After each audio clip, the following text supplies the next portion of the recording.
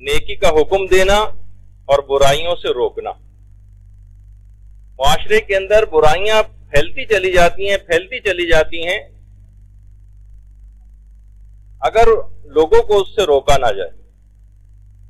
نیکیاں معاشرے سے مفقود ہوتی چلی جاتی ہیں، ختم ہوتی چلی جاتی ہیں اگر اس سلسلے میں کہنے والے لوگ ختم ہو جائیں۔ لیکن اول تو ہم پہلے ہی مرحلے کے اندر رک گئے ہیں کہ یہ فریضہ انجام نہیں پا رہا، اور جو اس طرف متوجہ بھی ہیں ان کے ساتھ بھی ایک بہت بڑی مصیبت یہ ہے کہ انہوں نے اس سلسلے میں شرعی احکام اور مسائل نہیں سیکھے ہوئے۔ اور ابھی آپ دیکھیں گے کہ جب ہم فقہی مسائل امر بالمعروف اور نہی عن المنکر کے بیان کریں گے تو آپ دیکھیں گے کتنی زیادہ اس سلسلے میں غلطیاں جو ہیں ہوتی چلی جا رہی ہیں۔ یعنی لوگوں کو اگر حکم دیا بھی جا رہا ہے اور برائی سے روکا بھی جا رہا ہے مثلا، تب بھی وہ شرعی موازین اور شرعی پیرائے کے بالکل برخلاف ہے، جیسا شریعت اسلام نے طریقہ بتایا اس کے خلاف ہے، تو نیکی برباد اور گناہ لازم آ رہا ہے۔ دیکھیے یہ ایک ایسا سلسلہ ہے امر بالمعروف اور نہی عن المنکر کا کہ بہت زیادہ قرآن میں اس بات کی تاکید کی گئی ہے، اور ایسے افراد کی بہت زیادہ تعریف ہے کہ جو کہ امر بالمعروف اور نہی عن المنکر کا فریضہ انجام دیتے ہیں۔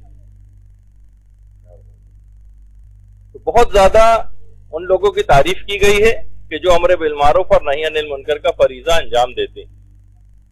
جب ہی کہا گیا ہے کہ امر بالمعروف اور نہی عن المنکر کا جو ثواب ہے وہ دیگر تمام جتنی بھی عبادتیں آپ انجام دیتی ہیں اس کے مقابلے میں ایک تلاطم خیز سمندر کی سی مثال دی گئی ہے امر بالمعروف اور نہی عن المنکر کا ثواب۔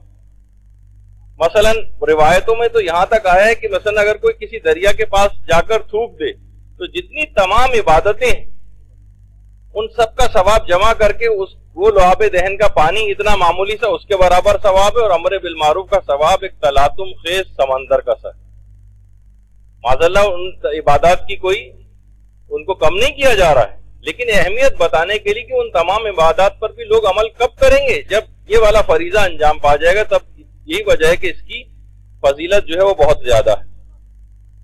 جب ہی ہم دیکھتے ہیں کہ کتنے ہی قرآن کے اندر ایسے جانوروں کی بھی حد تک تعریف کی گئی، چیونٹی کی تعریف آپ دیکھتی کہ حضرت سلیمان کے واقعے میں کہ جو اپنی قوم کو نقصان سے بچانا چاہتی تھی، کہ سلیمان کا لشکر آنے والا ہے، سب چیونٹیوں کو کہہ رہی کہ اپنے اپنے بلوں کے اندر جو ہے وہ چلے جاؤ، تو اس بات کی وجہ سے اس چیونٹی کا تذکرہ جو ہے قرآن نے الگ سے کیا، ہدہد کا تذکرہ کیا، اس نے آ کر خبر دی کہ ایک ایسی قوم بھی رہتی ہے کہ جو کہ خدا کے علاوہ کسی اور کو اپنا معبود سمجھتی، تو ہدہد کی بھی یہ خصوصیت الگ سے حضرت سلیمان کے واقعے میں بیان ہوئی۔ یہ دونوں جانور وہ تھے کہ جو اسلامی احکام اور پروردگار عالم کا جو نظام ہے اس کی آبیاری مثلا چاہتے تھے، جیسے یہ ہدہد، اور وہ اپنی قوم کو چیونٹی نقصان سے بچانا چاہتی تھی۔ ہم گویا اس چیونٹی سے بھی کہیں زیادہ، اس کی تو پھر بھی کتنی فضیلت آئی، لیکن ہم جانور سے بھی کمتر درجے کے اوپر چلے گئے کہ اپنی امت کی، اپنی جو قوم اور ملت ہے اس کی اصلاح کی کوئی فکر اگر نہ کرے۔ اور یہی وجہ ہے کہ امام حسین علیہ الصلوۃ والسلام اللہم صلی علی محمد وعلی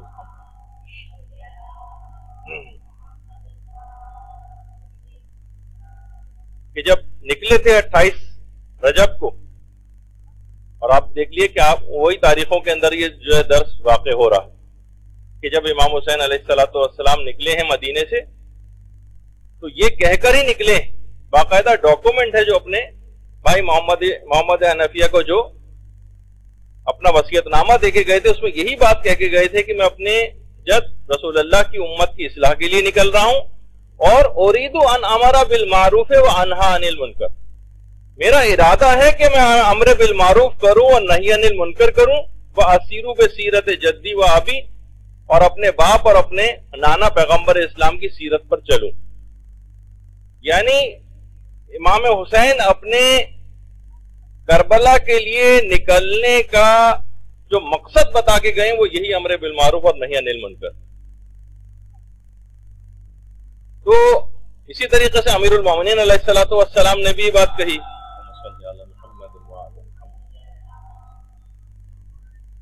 کہ دین کی بنیاد ہی امر بالمعروف اور نہی عن المنکر پر.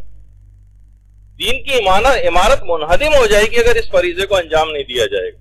جیسے کہ کربلا کے واقعے میں امام اگر اس فریضے کو انجام نہ دیتے تو آج دین اس طرح سے آپ کے سامنے نہیں ہوتا کہ جیسے کہ موجود ہے اور دین ختم ہو کے رہ جاتا. اور پیغمبر کی بھی کتنی احادیث اس سلسلے میں ہیں، یعنی جس میں باقاعدہ اس بات کو کہا گیا ہے کہ کوئی امت اس وقت تک زوال پذیر نہیں ہو سکتی جب تک کہ مثلا وہ امر بالمعروف اور نہی عن المنکر کا فریضہ انجام دیتی رہتی. اور ایسے تمام افراد کو بھی روایات کے اندر میت بین الاحیاء کہا گیا.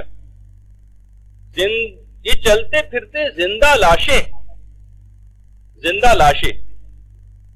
جو زندوں کے درمیان اس طریقے سے ایک میت پڑی ہوتی ہے، بہت سی جگہوں پہ یہ کہا گیا، اور کسی جگہ چلتے پھرتے لاشیں کہا گیا ہے کہ جو کہ اپنے دل سے، اپنے ہاتھوں سے، اپنی زبان سے منکرات کو نہیں روکتے. بس ٹھیک ہے، اپنی ایک دنیا ایک الگ بسائی ہوئی ہے، ہم نماز پڑھ رہے ہیں، روزہ رکھ رہے ہیں، ہمارے بچے ٹھیک مدرسے جا رہے ہیں، باقی قوم کے بچوں کی کسی کو کوئی فکر نہیں. مثلا یہ بھی کتنے ایسے افراد ہوں گے جو اس قسم کی سوچ بھی رکھتے ہوں گے، لیکن ذرا ایک خود غرضانہ ایک سوچ آ جاتی، اور یہ نہیں پتا کہ جب ڈوبے گا وہ جہاز اور وہ کشتی جب ڈوبے گی تو ہم سب بھی اس کے اندر ڈوب جائیں گے اگر اس فریضے کو انجام نہ دیا. اور یہ بھی پیغمبر اسلام نے فرمایا کہ ان اللہ عز وجل لیبغض المؤمن الضعیف الذی لا دین لہ، کہ پروردگار ایسے مومن سے بہت غضبناک ہوتا ہے، ایسے ضعیف مومن سے جو دین نہیں رکھتا. لوگوں نے پوچھا یا رسول اللہ وما المؤمن الضعیف الذی لا دین لہ، کہ یا رسول اللہ وہ کون سا ضعیف مومن ہے جو دین نہیں رکھتا؟ فرمایا الذی لا ینہی عن المنکر، جو کہ برائیوں سے روکتا نہیں ہے لوگوں کو. ایسا شخص دین ہی نہیں رکھتا، پیغمبر اسلام فرما رہے. تو اور یہی وجہ ہے کہ امیر المومنین یہ بات تو بیان فرماتے تھے کہ اگر تم اس فریضے کو انجام نہیں دو گے تو بدترین افراد تم پر حکومت کریں گے، بدترین افراد، اور اس وقت تمہاری کوئی دعا بھی قبول نہیں ہوگی. جیسے کہ ہم آج کل دیکھتے ہیں عذابوں میں گرفتار پہ گرفتار ہوتے چلے جا رہے ہیں، اور فریضے کو انجام نہیں دیا جا رہا، تو نتیجہ آپ لوگوں کے سامنے. اور وہ جو آیت بھی وہ اسی سلسلے میں ایک دیکھا جائے تو امر بالمعروف اور نہی عن المنکر جو بچوں کی تربیت کے سلسلے میں بھی پیش کی جاتی کہ یا ایھا الذین آمنوا قوا انفسکم واہلیکم نارا وقودھا الناس والحجارہ، اپنے آپ کو بھی اور اپنے گھر والوں کو آتش جہنم سے بچاؤ. دیکھیے پروردگار نے قرآن میں خود کو بھی بچانا ہے اور اپنے گھر والوں کو بھی بچانا ہے. کیسے بچائیں گے؟ جب تک آپ اس فریضے کو انجام نہیں دیں گی، لوگوں کو برائیوں سے نہیں روکیں گی، نیکی کی طرف ترغیب نہیں دلائیں گی، تب تک لوگ اس سے نہیں بچ سکیں گے. تو کتنی شد و مت کے ساتھ اس ابھی تو ظاہر ہے کہ بہت مختصر سے ہم گفتگو کرتے ہوئے گزر رہے ہیں، ورنہ پوری کتابیں اس موضوع کے اوپر لکھی گئی. تو بہرحال بعض اوقات دیکھیے برائیوں کے خلاف اس انداز سے ضروری بھی ہو جاتا ہے لوگوں کو روکنا. اور آقا محسن قرطی بڑا اچھا جملہ استعمال کرتے ہیں. بعض اوقات آپ کہتی ہیں نا کہ بھئی ہمیں سمجھ میں نہیں آتا کہ سامنے والا شخص، ہمیں پتا ہے کہ یہ کبھی بھی برائی سے رکے گا نہیں. ویسے آگے چل کر مسائل بھی آئیں گے کہ ایسے موقع پر آپ کا فریضہ کیا ہوتا ہے، لیکن ایک کام ضرور ہو جاتا ہے، یہ بات آپ یاد رکھ لیجیے. جب بھی کبھی آپ برائیوں سے لوگوں کو روکنے کی کوشش کرتی ہیں، ایک کام ضرور ہو جاتا ہے، چاہے اس برائی کو چھوڑے یا نہ چھوڑے. وہ یہ ہے کہ ان کے گناہ کا مزہ ضرور کرکرا ہو جاتا ہے. مزہ کرکرا کر دینا یہ ضرور ہو جاتا ہے. اور یہ پہلی بنیاد پڑ جاتی ہے جب کبھی کوئی ایسی چیز سامنے آتی ہے نا، کوئی بے پردہ عورت ہے، پردہ نامناسب ہے، بال کھلے ہوئے ہیں، جیسے کہ حکومت اسلامی ایران میں بھی باقاعدہ امر بالمعروف اور نہی عن المنکر کرنے والے باقاعدہ خواتین ہیں وہ خواتین کو روکتی ہیں کہ آپ کا یہ پردہ نامناسب ہے, لوگ اس سے نوجوان بگڑے چلے جا رہے ہیں, مناسب نہیں ہے آپ کے لیے. بحث و تخمیس ہوتی ہے, کچھ ہوتی, کم سے کم اس گناہ کرنے والے جو بھی ہوتے ہیں ان کے اس گناہ کا مزہ ضرور کرکرا ہو جاتا ہے. تو اس میں کوئی بہرحال اس طرح کی طور پہ ہم نہیں لے جانا چاہ رہے آپ کو, نہ اس بات کی کوئی ترغیب دلا رہے ہیں کہ باقاعدہ ہاتھوں میں مثلا ڈنڈے اٹھا کر اور لوگوں کو اس طرف جو ہے وہ راغب کیا جائے, نہیں, یہ تو غیر اسلامی اور غیر شرعی طریقہ کار ہو جائے گا. لیکن ایک زبان سے تو انسان کہہ سکتا ہے نا, برائی کی طرف ان نشاندہی تو کر سکتا ہے کہ آپ کا یہ عمل صحیح نہیں. تو بہرحال دیکھیے بہت ساری ایسی چیزیں ہیں. جب بھی کہا جاتا ہے کہ پیغمبر اسلام کی ایک حدیث بھی ہے باقاعدہ کہ کچھ لوگ میری امت سے قبروں سے باہر آئیں گے اور اس حالت میں وہ باہر آئیں گے کہ ان کی شکلیں سور اور بندروں کی سی شکلیں بن چکی ہوں گی, یعنی سور اور بندر کی جیسی شکل لے کر وہ قبروں سے باہر آئیں گے. اور پیغمبر نے فرمایا کہ یہ وہ افراد ہوں گے کہ جو نہیں انل منکر کا فریضہ انجام نہیں دیتے, لوگوں کو برائی سے روکتے ہی نہیں تھے, بس اپنی دنیا کے اندر مگن چلے آ رہے ہیں, بس جیسا ہے ایسے ہی چلتا رہے, کون دوسروں کے پھڈوں میں مثلا ٹانگ اڑائے, کون دوسرے کو کچھ کہہ کر جو ایک برائی مول لے. ہر ایک سے اچھے تعلقات ہم لوگ مثلا بنا کے رکھنے والی, تعلقات ہر ایک سے اچھے ہی رکھنے ہیں. اور سب سے زیادہ ایسا شخص جو ہے یا آخرت میں آپ کا سب سے زیادہ شکر گزار ہوگا جو بھی فی الحال برا بھی مان رہا ہے. علی اکبر نہاوندی نے ایک بڑی اچھی بات اپنی کتاب کے اندر لکھی ہے کہ پہلے زمانے میں ایسا ہوتا تھا کہ چھوٹے چھوٹے سانپ ہوتے تھے, لوگ کہیں سوتے تھے تو ناک کے ذریعے اندر گھس جاتے تھے. تو اس زمانے میں اطباء نے ایک علاج اس کا یہ کیا تھا کہ اس سوتے ہوئے شخص کو اگر ہم اٹھا کے کہیں کہ بھائی تمہاری ناک میں نا چھوٹا سا سانپ گھس گیا ہے, تو وہ تو ویسی دہشت سے ہی مر جائے گا. کہا اس کو سوتے ہوئی حالت ہی میں 5-6 افراد ہاتھوں میں ڈنڈے لیں اور اس شخص کو مارنا شروع کر دیں. اب اس وقت وہ بہت روئے گا, چلائے گا, جب اتنی زیادہ ہلچل مچے گی تو سانپ گھبرا کے ناک سے باہر نکل آئے گا. اب بعد میں اس شخص کو یہ بتایا جائے کہ دیکھو ہم نے اس وجہ سے تمہاری ان ڈنڈوں سے پٹائی کی تھی تاکہ سانپ تو کتنا زیادہ شکر گزار ہوگا. تو ایسا ہی جو ہے میدان قیامت میں اور آخرت میں جو ابھی فی الحال کچھ ناراض نظر آ رہا ہے آپ کو امر بالمعروف اور نہی عن المنکر کی وجہ سے, یہ سب سے زیادہ شکر گزار ہو جائے گا کہ تم نے اس موقع پر مجھ کو اس گناہ سے روک دیا اور میں اتنے بڑے عذاب سے بچ گیا.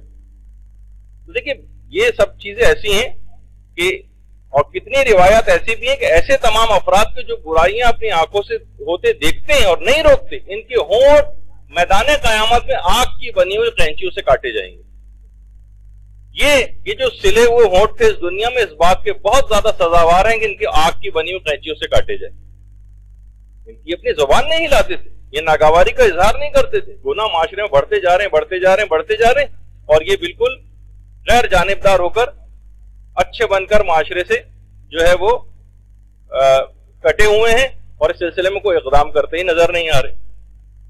تو دیکھیے اس سلسلے میں ایک آدھ انڈیویجولی انفرادی طور پر تو آپ کو خیر اس کا آغاز کرنا ہے امر بالمعروف اور نہی عن المنکر کا, لیکن معاشرے میں اثر پذیری کے لیے ایک اجتماع اگر یہ کام کرے اجتماعی طور پر, تو دیکھیے وہ کہا جاتا ہے نا کہ ایک پھول کھلنے سے کبھی باہر نہیں آتی, بہت سارے پھول جب کھلتے ہیں تو اس وقت جو ہے وہ باہر آتی, پھر آپ کو نظر آتا ہے معاشرے میں اس کے ثمرات نظر آتے ہیں. ایک آدھ جملہ کہہ دینا کسی سے اس سے زیادہ فرق نہیں پڑتا معاشرے میں, اگرچہ اگر واجب ہو تو وہی کہنا ہوتا ہے, لیکن معاشرے میں جو تبدیلی نظر آئے گی وہ فقط اجتماعی کام سے جو ہے وہ نظر آتی. اور یہی اجتماعی کام ایک تو انڈیویجول لیول پر ہو اور ایک آرگنائزیشن کی سطح پر اگر ہو, تو یہی وجہ ہے کہ یہ جو خود مدرسے کا بھی قیام ہے جس کے اندر آپ ماشاءاللہ طالبات جو ہے اس وقت پڑھ رہی ہیں, اور دیگر جو مدارس ماشاءاللہ سے دیگر افراد نے جو قائم کیے ہوئے ہیں, یہ اس میں ایک اجتماعی کوشش ہے امر بالمعروف اور نہی عن المنکر کے سلسلے میں. نیکیاں معاشرے کے اندر فروغ پائیں, برائیاں معاشرے کے اندر جو ہے وہاں سے ختم ہوتی چلی جائیں, ایک اجتماعی کوشش ہے. آپ نے اتنا, لیکن کیا ہے کہ معاشرے کے اندر ہم دیکھتے ہیں کہ واقعی اس کی کوئی نہ کوئی پذیرائی ہے نہ کوئی اثر پذیری ہے. کتنے ایسے افراد آپ جو اتنی آرام سے یہاں پر بیٹھی ہوئی ہیں, تمام فیسلٹیز جو ہیں وہ حاصل ہیں, اتنی آسانی کے ساتھ ہو گئی. کتنے ایسے افراد ہیں کہ جس وقت قائم ہو رہا تھا یہ مدرسہ, بہت سے افراد مثلا لات مار کے دیوار تک گرا کے گئے. اب آپ کو کیا بتایا جائے کہ یعنی بہرحال اس طرح سے علم دشمنی بھی قوموں کے اندر بعض اوقات جو ہے وہ پیدا ہوتی چلی جاتی. اچھا لیکن ایک دیکھیے جو ساری سہولتیں اور یہ سب کچھ بھی جو ہے آپ کو جو پرووائڈ کیا جا رہا ہے صرف اسی وجہ سے، مثلا جتنے کیسٹس ہیں اور کتابیں ہیں لائبریری کے اندر، یہ سب کچھ آپ پڑھیں گی تو ہی معاشرے کے اندر جو ہے وہ کام ہو سکے گا۔ علماء یہاں پر آ رہے ہیں امر بالمعروف اور نہی عن المنکر ہی کے سلسلے میں یہاں پر آ رہے ہیں، جتنی بھی تمام چیزیں جو پرووائڈ کی جاتی ہیں۔ تو دیکھیے بعض اوقات ایک طریقہ کار بھی ہوتا ہے، اس میں کوئی طریقہ کار کی غلطی اگر آپ کرنے لگیں گے امر بالمعروف اور نہی عن المنکر کے سلسلے میں تو پھر ایک مسئلہ ہو جائے گا۔ جیسے کہ آقا محسن قرتی، آقا محسن قرتی یہ وہ ہیں کہ تقریباً 2500 گھنٹے یا 3000 گھنٹے جو ہے ایران ٹی وی سے اب تک خطاب کر چکے، اور قرآن کے سلسلے میں بہت ان کے دروس ہوتے ہیں وہاں پر۔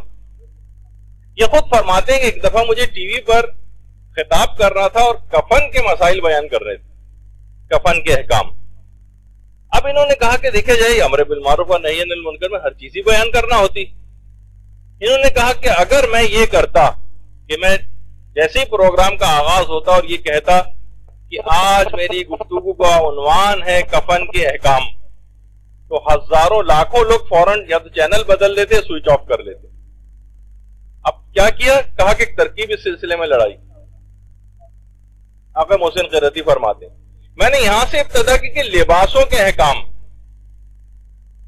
لباسوں کی اقسام میں آپ کو بتاتا ہوں۔ اچھا اب ہر کوئی بیٹھے گا اچھا لباسوں کی کون کون سی قسمیں؟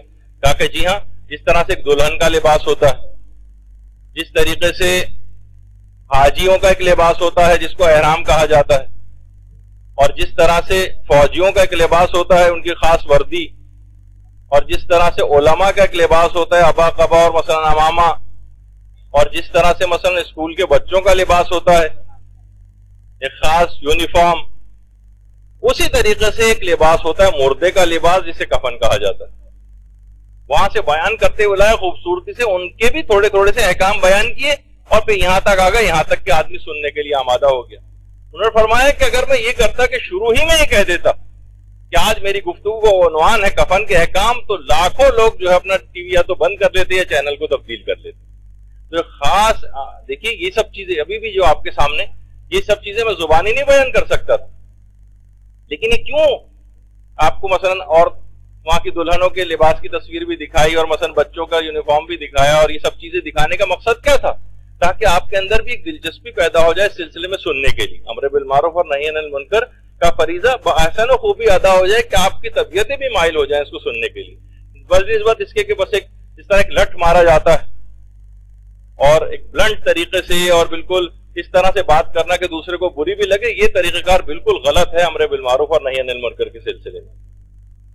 تو بہرحال دیکھیے یہ ایک بہت اہم بات ہے، اور طریقہ کار وہی ہمیں اختیار کرنا چاہیے جو کہ پروردگار عالم نے اپنی کتاب کے اندر کیا ہے۔ کیا کیا ہے؟ نہیں پہلے ایک چیز اور بتا دی جائے کہ دیکھیے ایک بات اور اس سلسلے میں، ابھی قرآنی آیت تو میں آپ کے سامنے پیش کر رہا ہوں، امر بالمعروف کے سلسلے میں ویسے تو بہت سارے طریقے ہیں، لیکن ایک ایسی ضمناً بات کے طور پر اس بات کو سن لیجئے، خط و کتابت طریقے سے فریضہ ادا ہو سکتا ہے، اور خاص طور پہ بہت کلوز دوستوں میں یا کلوز جو رشتہ دار ہیں بہت قریبی، ان کے اندر بھی دیکھیے بہت سی چیزیں جب آپ کسی کو سمجھانے جاتے ہیں نا تو بلا وجہ کی تو میں اور تکرار شروع ہو جاتی ہے، آپ وہ بھی اپنے دکھڑے روتا ہے، پھر آپ شکایتیں کرتے ہیں، بات اور بڑھ جاتی۔ بہت اچھا ایک طریقہ کار میں نے ذاتی طور پر بھی اس کا تجربہ کیا، اپنے ایک جان پہچان والے جس کی متعلق تھا یہ کہ اس کو اگر براہ راست اگر بہت سی باتیں کہی جائیں گی تو یہ سنے گا نہیں، اس کو ہم نے یہ کیا کہ اس کو ایک خط لکھا تفصیل کے ساتھ، اس میں آپ ساری باتیں لکھے ہیں، احادیث بھی لکھے ہیں، دیکھو ائمہ کا یہ ہے، ایک شیعہ کا کیا فریضہ ہے، کیا آخرت کی طرف ہم جو تیزی سے بڑھتے جا رہے ہیں، موت ہماری قریب ہے، جب ہم مریں گے تو سوچیں گے کتنی فضول باتوں کے اندر مثلا اس میں جو ہے آپ یہ طریقہ کار میں اگر آپ اس کی اصلاح کر لیں، بہت ساری اس طرح سے آپ اس میں چیزیں سب لکھ دیں اور کتنا بھی تفصیلی ہو جائے۔ اچھا جب وہ سامنے والا اس خط کو پڑھتا ہے عام طور پر تو اس کا ایک اس پہ وہ تمام چیزیں نہیں ہوتی، کسی سے تکرار نہیں کرنی ہوتی، غصہ اس کو نہیں آ رہا ہوتا، جھنجھلاہٹ نہیں ہوتی، پرانی شکایتیں غیبتیں سب سے بچ جاتا ہے۔ اب وہ سنجیدگی کے ساتھ پڑھتا ہے، کئی دفعہ پڑھتا ہے، بار بار پڑھتا ہے، پھر اثر انداز ہو جاتا ہے۔ کتنے ایسے افراد ہیں جنہیں ذاتی طور پہ میں نے ان پہ تجربہ کیا اور بہت ہی مفید پایا، بہت سارے ایسے ہوتے ہیں حتیٰ کہ شوہر اور بیوی میں بھی آپس میں لڑائی ہو جاتی ہے، ایک دوسرے کو خط لکھ ایک ہی گھر میں رہتے ہوئے پکڑاتے ہیں کہ یہ اپنی صورتحال ساری دل کے حالات لکھتی، ماں بیٹی میں کوئی مسئلہ ہو جائے، ساس کے ساتھ کوئی مسئلہ ہو جائے، اب تحریراً بہت ساری باتیں جو کر سکتی ہیں اپنے حالات و واقعات کو دیکھتے ہوئے، تو ایک عمومی بات کر رہا ہوں ظاہر۔ پیغمبر اسلام کے خطوط اس طرح سے مختلف جگہوں پہ جاتے تھے، ایران بھیجتے تھے پیغمبر، اور روم جو ہے وہ خطوط بھیجے گئے تھے، اور باقاعدہ دستخط و مہر کے ساتھ، جو مختلف عجائب گھروں میں اور میوزیمز وغیرہ کے اندر یہ خطوط رکھے ہوئے بھی ہیں کہ پیغمبر اس طرح سے امر بالمعروف اور نہی عن المنکر کا فریضہ انجام دیتے تھے۔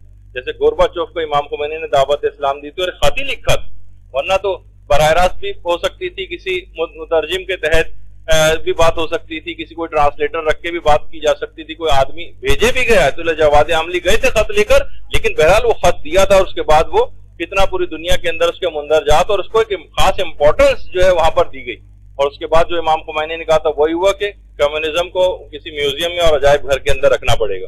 تو بہت سے طریقہ کار آپ استعمال کر سکتی ہیں خود سے سوچ کر بھی۔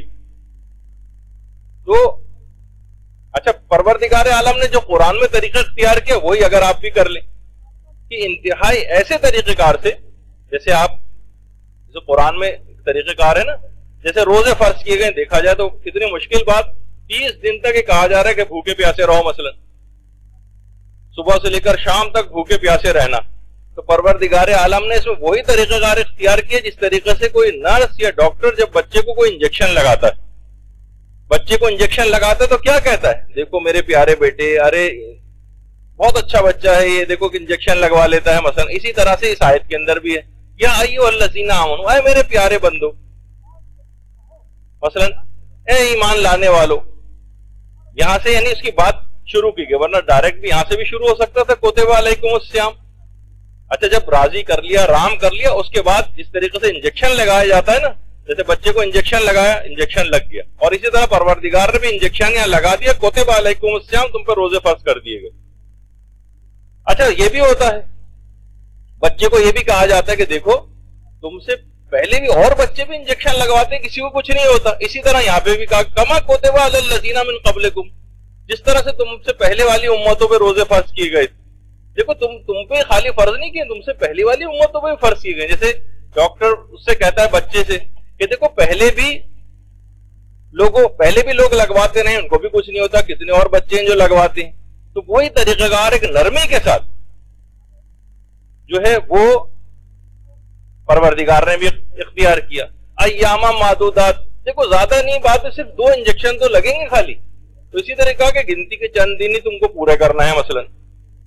اچھا، بعض اوقات یہ بھی بچے سے کہا جاتا ہے کہ اچھا ٹھیک ہے انجیکشن ابھی لگوا لو، بعد میں تمہیں گولیاں اور سیرپ وغیرہ دے دیے جائیں گے۔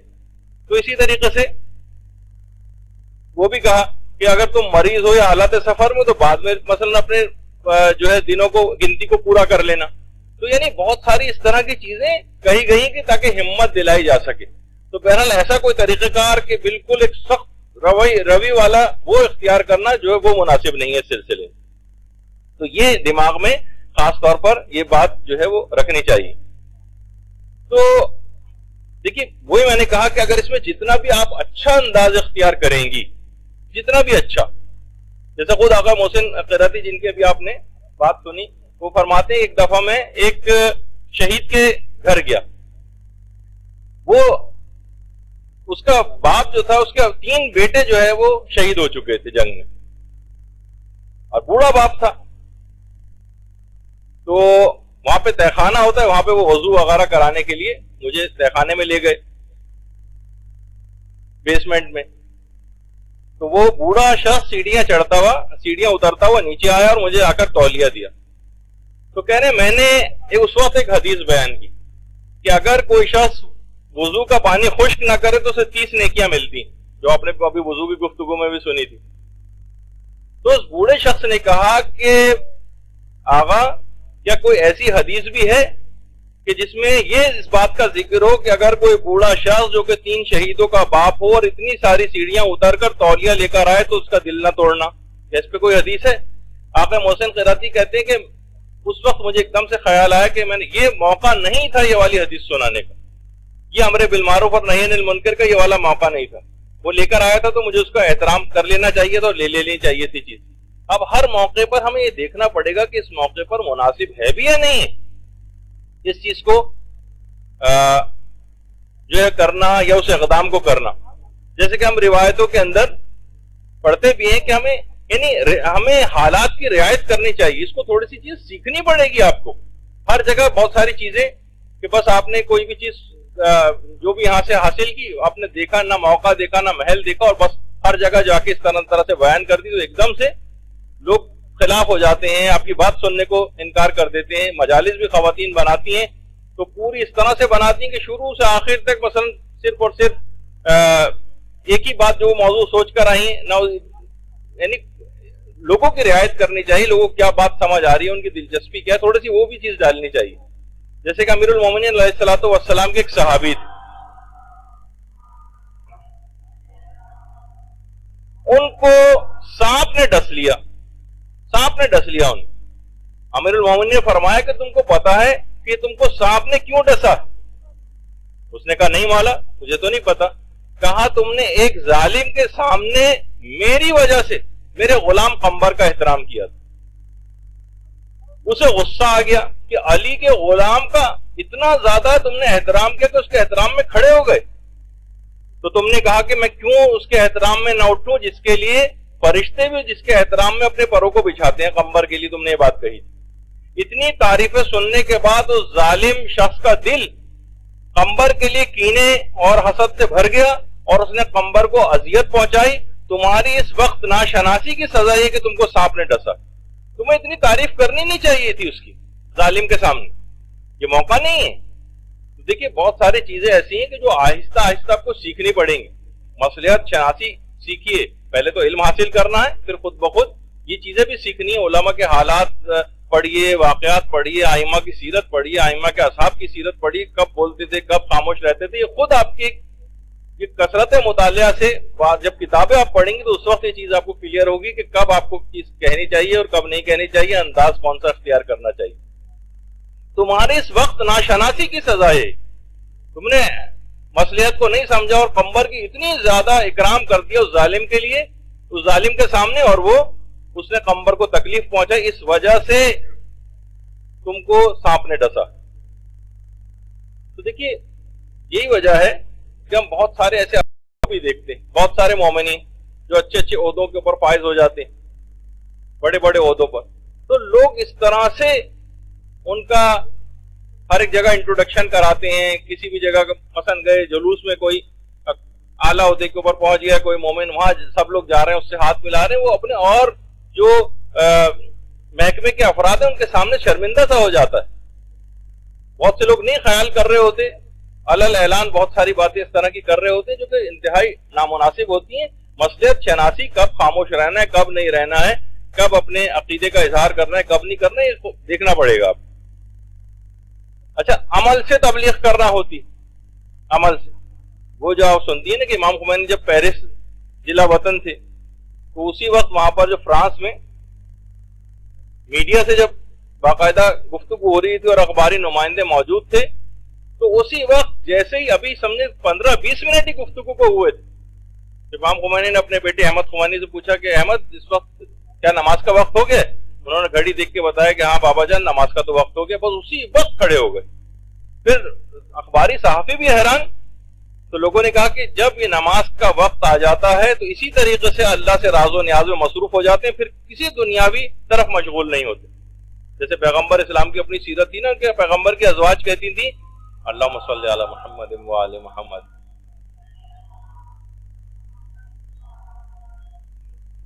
کہ جب اذان ہوتی تھی تو پیغمبر اس طرح سے ہمارے درمیان سے کھڑے ہو جاتے تھے, اس سے پہلے باتیں کر رہے ہوتے تھے, آپ اس طرح سے کھڑے ہو جاتے تھے جیسے ہمیں پہچانتے ہی نہ ہو. تو امام خمینی بھی انہی کی سیرت پہ عمل کرنے والے ہمارے مجتہدین اور مہاراجے کہ فوراً اپنی نشست سے کھڑے ہوئے اور کہا کہ بس اس کے بعد چاہے کتنی اہم, نماز سے زیادہ اس وقت اہم کوئی بھی چیز نہیں. اب کیا ہے کہ سب پوری دنیا کو ایک پیغام ملا. آج تک ہم یہ واقعہ ہر کلاس میں سناتے آ رہے ہیں, یہ چیز پھیل رہی ہے. کیا ہے کہ معاشرے کے اندر اپنے عمل سے, اس انداز سے انسان جو ہے تبلیغ کرتا ہے. تو ماحول کو بھی اس طرح سے عمل کر کے سازگار بنانا ہوتا ہے. دیکھیے امر بالمعروف اور نہی عن المنکر کے لیے ماحول کو اپنے مطابق بنانا بھی ضروری. جہاں ماحول دوسروں کی طرح کا بنایا ہوا ہو، مثلا ہمیں اجازت نہیں کہ ہم سینما گھر جا کر اور امر بالمعروف اور نہی عن المنکر کر، خدا نہ خواستہ ہم کسی برائی کے اڈے کے اوپر جا کر وہاں پہ امر بالمعروف کریں، کیونکہ وہاں برائی کا ماحول دوسرے لوگوں نے کریٹ کر دیا ہے۔ نیک لوگوں کو نیکی کا ماحول خود بنانا پڑے گا۔ جیسے بہت ساری ایسی چیزیں ہیں، مثلا کہا جاتا ہے کہ اگر گھر میں کوئی آدمی موجود نہ بھی ہو تب بھی آپ کے لیے کیوں مستحب ہے کہ آپ نماز سے پہلے اذان دیں۔ دیکھیں اذان کا مقصد بلانا ہوتا ہے لوگوں کو نماز کے لیے۔ آپ تو گھر میں اکیلی، کوئی مرد ہے وہ گھر میں اکیلا ہے، کسی کو بلانا بھی نہیں ہے اور خود وہ نماز کے لیے آمادہ ہے، اس کے لیے کیوں اذان کو نہیں؟ ایک ماحول بنتا ہے اذان دینے سے نیکی کا، نماز کے لیے آمادگی کا، تو چاہے کسی کو بلانا نہیں بھی ہو ہمیں ماحول بنانا ہے۔ اسی طرح سے کوئی عورت ہے مثلا نجاست کی حالت میں ہے، اس کو نماز نہیں پڑھنا ہے، لیکن مستحب ہے کہ وہ مصلی پر بیٹھے آ کر اور ذکر خدا کرتی رہے۔ یہ کیوں؟ اس وجہ سے ایک تو یہ بھی ایک وجہ ہو، شاید یہ یوں بھی کہ گھر میں اور بھی ہوتے ہیں، بچے بھی ہوتے ہیں بعض اوقات، وہ ان کو حیرانگی اور پریشانی نہ ہو کہ میری ماں جو ہے اتنے دن تک مثلا نمازیں کیوں نہیں پڑھ رہی، کوئی بے نمازی ہونے کا کوئی پیغام نہ مل جائے اس کے عمل سے۔ مستحب ہے کہ نمازوں کے اوقات میں اسی طرح سے آ کے بیٹھو جیسے تم پاکی کی حالت میں نماز اور ذکر کے لیے آ کر بیٹھا کرتی، تاکہ گھر میں ایک سازگار ماحول رہے امر و نہی کے لیے۔ ورنہ یہ کہا جائے تو اس کے اوپر نماز پڑھنی حرام ہے، ایسا نہیں کہ نماز صرف معاف ہے، نہیں، حرام بھی ہے اس حالت میں نماز پڑھنا، لیکن پھر بھی کہا گیا کہ اسی طریقے سے آ کر بیٹھو تاکہ گھر میں نیکیوں کے فروغ کر سکے۔ اسی طریقے سے حج پر ہم دیکھتے کہ اگر جو بھی کوئی حاجی ہوتا ہے اس کے لیے بہرحال اختلاف مراجع کہ مثلا سر کو مونڈنا ہوتا ہے، تفسیر کرنا ہوتی، لیکن اگر کوئی شخص پہلے سے مثلا گنجا ہے، اس کے بال ہی نہیں، اس کے لیے بھی مستحب یہ ہے کہ وہ اپنے سر کے اوپر ویسے اس طرح چلوائے، یعنی اس کی بھی ایک لحاظ سے ایک جو ذمہ داری بنتی ہے کہ اپنے سر پر اس طرح چلوائے، خالی اس طرح چاہے بال نہیں بھی ہوں، تاکہ وہ ان کے ساتھ ہی اسی ردم میں اس نیکی کے ماحول میں ان کے ساتھ ہی شریک ہو جائے۔ اگر روڈ کے اوپر کوئی بھی گاڑی نہیں، رات کے 3 بجے ہم گزر رہے ہیں اور ٹریفک سگنل ریڈ ہے، تب بھی ہم کو رکنا ہے، چاہے دور دور تک کوئی نہ ہو، کسی خطرے میں پڑنے کا امکان نہ ہو۔ کیوں؟ آپ کو تاکہ قانون پہ پاسداری کا ایک ماحول بنانا ہے، اس وجہ سے آپ کو یہ سب چیزیں، تو دیکھیے یہی وجہ ہے کہ ان تمام چیزوں کے لیے ایک دیندار ماحول گھر میں بنانا ہوتا ہے، دعاؤں کا ایک ماحول گھر میں بنائیے، اور بہت ساری ایسی چیزیں، کیونکہ قرآن کے اندر ہم دیکھتے ہیں کہ سورہ والعصر بھی، اس میں جو ہے وہ 4 نسخے بتائے گئے خسارے سے بچنے کے لیے۔ ویسے تو کہا کہ ساری انسانیت مثلا خسارے میں، سوائے اس کے کہ جو ایمان لائے اور نیک اعمال کیے، یہاں تک تو ہر شخص عمل کر لیتا ہے کہ ہاں ایمان بھی لا چکا اور نیک اعمال بھی انجام دے رہا ہے، نہیں، وَتَوَاصَوْا بِالْحَقِّ وَتَوَاصَوْا بِالصَّبْرِ کی وصیت بھی کرنی ہے اور صبر کی وصیت بھی کرنی ہے۔ اس کی تفسیر الگ ہے، لیکن وہ تو ٹکڑا واضح ہو رہا ہے نا کہ حق کی وصیت کرنے سے کیا مراد ہے؟ امر بالمعروف اور نہی عن المنکر کرنا، لوگوں کو برائی سے روکنا بھی حق کی وصیت میں ہے، لوگوں کو نیکی کا حکم دینا یہ بھی حق کی وصیت میں آتا ہے۔ اور اگر کسی نے اس پہ رعایت نہیں کی اس بات کی تو کیا ہوگا؟ وہی ہوگا جو آپ کے ابھی سامنے ہے کہ پورے کی پوری قوم ختم ہوتی چلی جا رہی ہے اور گناہوں کے اندر گرفتار ہوتی چلی جا رہی ہے۔ دیکھیے جب آپ خاموشی اختیار کرتی ہیں نا گناہوں کے مقابلے میں، تو خسارہ اس طرح سے ہوتا ہے کہ دیکھیے پہلا مرحلہ تو اس کے اندر یہ ہوتا ہے کہ گناہوں کی ٹرین چل پڑتی ہے جسے کہا جائے۔ سب سے پہلا مرحلہ یہ ہوتا ہے کہ آپ امر بالمعروف اور نہی عن المنکر نہیں کرتی، یہ خود ایک حرام اور گناہ ہے، اس موقع پر خاموش رہنا۔ جب زیادہ امر بالمعروف اور نہی عن المنکر اس سے لوگ پہلو تہی کرنے لگتے تو کیا ہوتا ہے کہ لوگ پھر گناہوں کو معمولی سمجھنے لگتے، معمولی، کوئی بات نہیں، گانا ٹی وی پہ آ رہا ہے کوئی بات نہیں، غیبتیں ہو رہی ہیں کوئی بات نہیں، جھوٹ بولے جا رہے ہیں کوئی بات نہیں، معمولی لگتے ہیں۔ خود استخفاف الذم یعنی کسی گناہ کو چھوٹا سمجھنا، حقیر سمجھنا اس کو، یہ خود ایک، اب گناہ کبیرہ کی جب فہرست بیان ہوگی اس کے اندر بھی یہ چیز آئے گی، یہ خود گناہ کبیرہ میں سے۔ اس کے بعد اگلے مرحلے کے اندر انسان پھر گرفتار ہوتا ہے کہ وہ کثرت کے ساتھ، بلکہ وہ گناہ کی انجام دہی میں اس کی رضامندی بھی شامل ہو جاتی ہے۔ دوسرے اگر گانا سن رہے ہیں اور گانا گا رہے ہیں تو یہ بھی دل سے راضی ہوتا ہے، ٹھیک ہے کوئی بات نہیں، ہونا چاہیے۔ یعنی یہ سب کیا ہے؟ وہی پہلے مرحلے والا کہ جب اس وقت جب خاموشی اختیار کر لی جائے تو گناہ کیسے آگے بڑھتے ہیں۔ پھر یہ کیا کرتا ہے؟ اگلا مرحلہ بھی آتا ہے، گناہوں میں مدد دینے لگتا ہے، بچے گھر پہ چاہ رہے ہیں کہ میوزیکل پروگرام ہو، باپ پیسے بھی دیتا ہے اس کو، ہاں یہ لو یہ کرواؤ، گناہوں میں مدد دیتا ہے.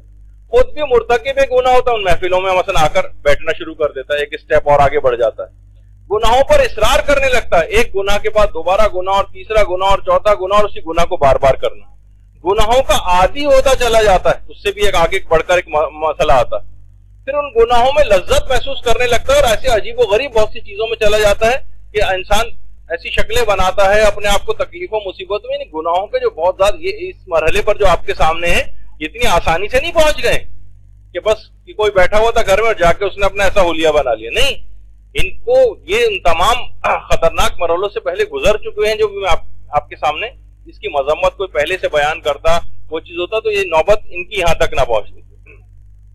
اس کے بعد کیا ہوتا ہے، اگلا مرحلہ آتا ہے، وہ گناہوں کی دوسروں کو دعوت بھی دینے لگتا ہے. آئیے اب آپ بھی اب لوگوں کو بلائے گا، اشتہارات کہ ہمارے ہاں مثلا کانسرٹ ہونے والا ہے، اس میں تشریف لائیں اور وغیرہ، اس طرح سے کر کے لوگوں کو دعوت دے گا. اس میں پیسہ خرچ کرے گا برائی کو پھیلانے میں، پھر یہ والی نوبت آ جائے گی. یہاں تک کہ اس کے بعد اگلا مرحلہ ہوگا کہ امر بالمعروف اور نہی عن المنکر جو افراد کر رہے ہوتے ہیں ان سے لڑائی جھگڑا کرنے لگے گا، کوئی منع کرے گا، کچھ کرے گا، قانونی کارروائی کرے گا، قانونی چارہ جوئی کرے گا. تو بہرحال انتہا سے زیادہ بے رحم اور قسی القلب ان گناہوں کے نتیجے میں ہو جائے گا، اور ایک کے بعد ایک دوسرا گناہ کرتا چلا جائے گا.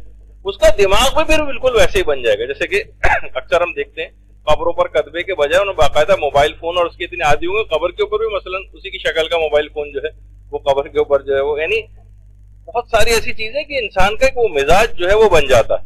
کیونکہ دیکھیں اگر پہلے مرحلے پر گناہوں کو روک لیا جائے تو یہ تمام چیزیں جو آپ نے سنی ہیں وہاں پر دیکھیے پہلا مرحلہ کیا تھا، وہی جیسے حضرت یوسف کے واقعے میں ملتا ہے. حضرت یوسف کی قبر فلسطین میں نیبلس جو ایک جگہ ہے جو یروشلم سے تقریباً 63 کلومیٹر کے فاصلے پر ہے ویسٹ بینک میں، تو وہاں پر حضرت یوسف کی قبر ہے. حضرت یوسف اپنے بھائیوں کے حسد کا شکار ہوئے. بات یہاں تک تھوڑی رک گئی تھی کہ صرف حسد تھا ان کو، نہیں، اس گناہ سے آگے بھی بڑھے. باپ پر گمراہی کی تہمت لگائی.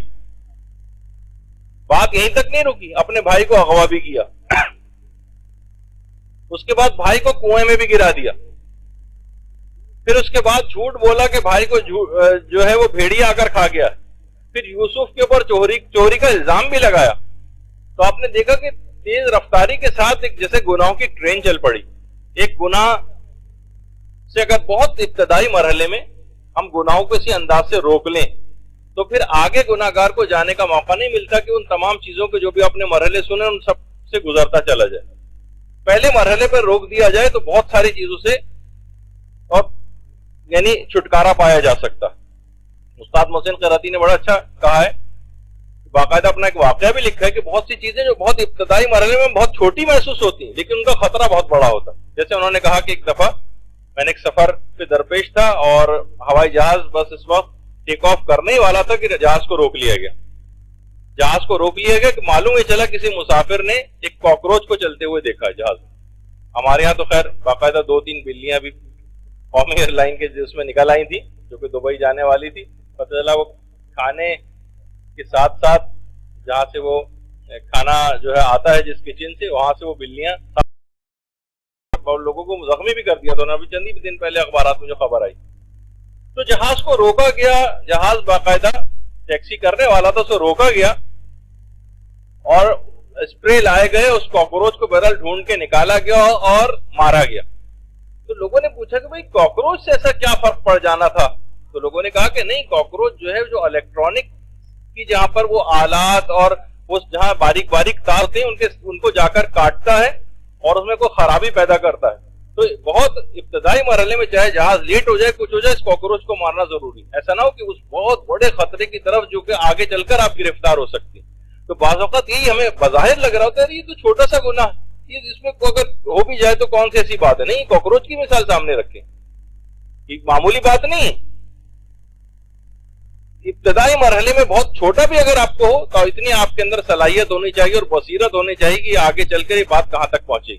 مثلا میں ویسی مثال دوں، چھوٹی عمروں میں بچوں کو موبائل فون دے دینا ان کے ہاتھوں میں، چھوٹی عمروں میں ان کو کمپیوٹر اور لیپ ٹاپ ان کے ہر ایک کا ذاتی پرووائڈ کر دینا. کنٹرول اگر یہ چیزیں نہ ہوں، ان کنٹرول ہو جائیں تو بچے خراب ہو جائیں گے. اور کہیں گے بھائی اب تو سارے بچے استعمال کرتے ہیں، ہم نے ابھی سے دے دیا اس کو. نہیں، ابھی پری میچورلی بہت ساری چیزیں دے دینا وہ بہت غلط ہو جائے گا. اس کے ساتھ ایک مناسب عمر آنے پر بہت ساری چیزوں سے واقف ہونے کے بعد، اس کو سمجھانے بجھانے کے بعد، یا اس کو کنٹرول اپنا اس کے اوپر رکھنے کے بعد اگر دیں تو پھر ٹھیک ہوتا ہے. لیکن ابتدائی مرحلے میں سب چیزیں تو اتنی بصیرت ہونی چاہیے کہ کہاں آپ کے بچوں کو کیا چیز نقصان. یہ نہیں کہ بچے نے ذرا سی ضد کی اور اس کو وہ سب چیزیں دلوانی شروع کر دی کہ بچہ رو رہا ہے اور یہ ابھی فی الحال رو رہا ہے، لیکن اس کے بعد پھر آپ کو ساری عمر رونا پڑے گا اگر یہ خراب ہو گیا. تو بہرحال تو یہاں یہ بات ہوئی کہ دیکھیے چھوٹی چھوٹی باتیں بھی جو ہیں ان کا بھی خیال کرنا ہوتا. جیسے امام خمینی کے متعلق ملتا ہے کہ امام خمینی کو ایک دفعہ ایک بچے نے خط لکھا، امام خمینی نے اس کا خط پڑھا، ایک چھوٹے بچے کا بھی خط پڑھا. بچے نے لکھا تھا کہ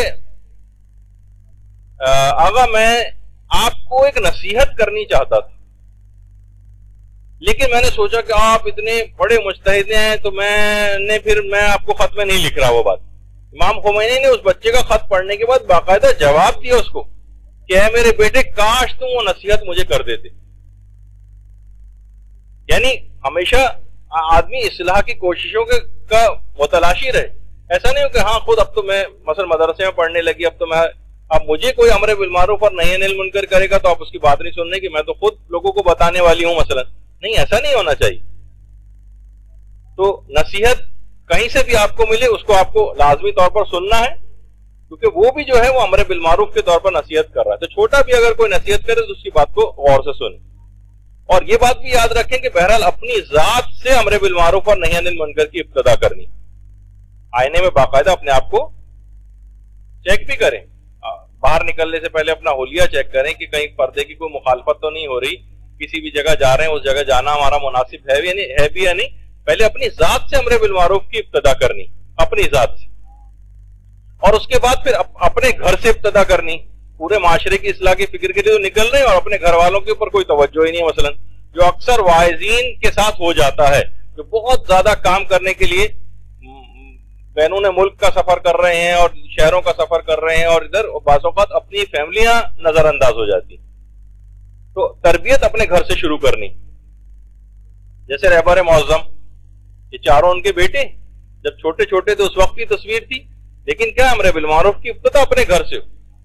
وہی بہترین تربیت کی اپنے گھر سے، اس کی ابتدا کی. بعد میں یہی بچے مجتبیٰ، مصطفیٰ، میثم اور مسعود یہ عالم دین بن گئے. ابتدا گھر سے کی اس کی. آغا سیستانی ہے، یہ جو پیچھے جو قطار آپ کو نظر آ رہی ہے پیچھے بیٹے ہیں ان کے، آغا رضا اور اس کے پیچھے آغا باقر. یعنی ابتدا گھر سے. گھر پتہ چلا گھر ہی نظر انداز ہو گیا اور پورے معاشرے کی اصلاح کا ٹھیکہ ہم نے اٹھایا ہوا ہے. نہیں، اپنے گھر سے اس کی ابتدا کریں. امام خمینی دو بیٹے اور دونوں عظیم الشان عالم دین. مصطفیٰ خمینی تقریباً اجتہاد کی اس تک پہنچے ہوئے تھے اور ایسی نابغہ ایک روزگار وہ تو عمر نے وفا نہیں کی، ورنہ ایک ایسی بہترین تفسیر ان کی منظر عام پہ آنے والی تھی. مصطفیٰ خمینی اور احمد خمینی، امام خمینی کے دونوں بیٹے. یہ نہیں کہ معاشرے کے اندر اصلاح امت کا نظام رائج کرنا چاہ رہے ہیں، حکومت اسلامی قائم کرنا چاہ رہے ہیں اور گھر کے افراد ہی اسلام سے بے بہرا. نہیں، اسی سے ابتدا کرنی، اپنے گھر سے اس کی ابتدا کرنی. اور یہی وجہ ہے کہ امام حسین نے حضرت علی اکبر کو جنگ میں دیگر اصحاب سے پہلے بھیجا تھا. آپ نے بڑے آرام سے نام سن لیے، درود بھیجیے اللہم صلی علی محمد.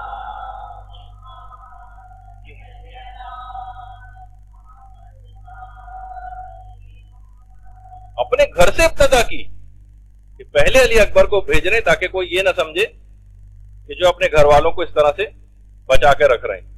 اور ہم یہ دیکھتے ہیں کہ جتنے بھی عظیم شخصیات، دیکھیں ان کی کامیابیوں کا راز یہی ہے کہ ان کے اپنے قریبی رشتہ داروں نے امر بالمعروف اور نہی عن المنکر کے سلسلے میں اپنے قریبی رشتہ داروں نے ان کا ساتھ دیا تو وہ کامیابی سے ہمکنار ہوں.